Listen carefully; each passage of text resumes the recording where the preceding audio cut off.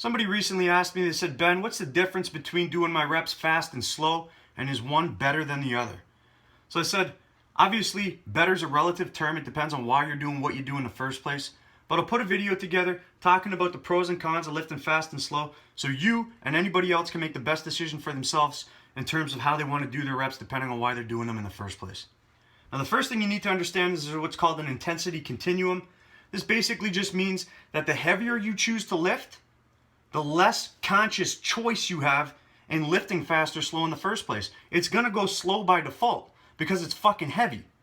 So if you want to lift the weight fast, you have to understand that you're going to have to lift light enough to where you can make that conscious choice to say, you know what, I'm going to either lift this fast or slow.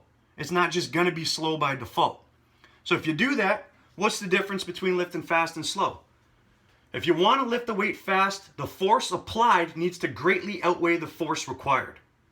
But the more force that you produce, depending on how much is required, the greater degree of acceleration you impart onto the resistance, the more momentum you're going to create. And momentum will lower the mass to overcome. So what goes in motion stays in motion. After you've imparted a large degree of acceleration onto the resistance, you don't have to impart as much force onto the resistance to finish the range of motion. From there, every rep that you do has a deceleration component. So the faster that the weight is traveling through space, the more time and effort you need to spend decelerating the weight, unless of course you're going to let go of it and propel it into the air.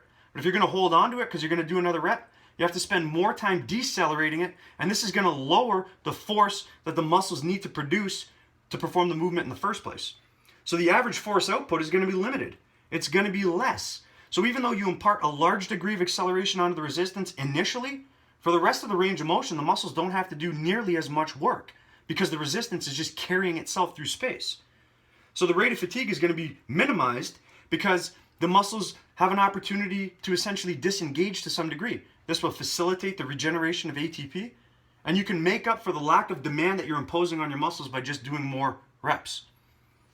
As for transference to heavy, if you lift fast, it'll be lesser because it's not specific. You're not replicating the conditions under which a heavy lift is performed. It's going to go slow by default. You don't have a choice.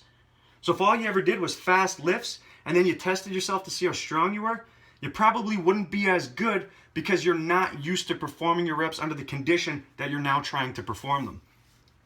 As it relates to lifting slow, the force applied barely needs to outweigh the force required just to get it moving. So you're imparting less acceleration onto the resistance, which sounds like a bad thing, but if we look at the rest of the factors, it's actually not that bad because the mass to overcome remains high. It's not lowered because of momentum. So you have to produce more force throughout the entire range of motion. Less time is spent decelerating because if the weight's not going that fast, the muscles have to produce more force to keep it going, and therefore you're not actually spending time and effort slowing the weight down to go into the next repetition. So the average force output is greater. The rate of fatigue, however, is going to be maximized. If the muscles don't have an opportunity to disengage, the more they're working without resting, that's going to affect fatigue, so you might not be able to do as many reps. And then the transference to heavy is going to be greater because you're replicating the conditions under which a heavy lift is performed in the first place. So what's better depends on your goal. If you want to subject the muscles to higher levels of tension throughout the entire range of motion to recruit and fatigue as many muscle fibers throughout a muscle's entirety, then you might want to go a little bit slower. If you want to teach yourself the concept of acceleration or perform as many reps as you can, then you might want to go faster. But you have to think about, why are you doing what you're doing in the first place? Is it to perform as many reps as possible just to say that you did it? Or is it to impose a fucking demand on the muscles that you're training? Because if it's about tricking yourself into performing more reps, throw on a squat suit, throw on a bench press shirt. A bench press shirt will help most people bench over 100 pounds more. It's like an elastic band. So as you lower into the movement, the band just launches the bar up. Are your muscles doing that work though? No. But if you want to move more weight, then it's to your benefit. If you want to build the most amount of muscle, however, you want to look for ways to increase the demand on the muscles at the expense of everything else, not decrease the demand on them to increase performance. If you like this information, share it. Click the fucking button at the bottom, subscribe to the channel. And if you want to put your money on someone, you could put it on me to keep fucking bringing it.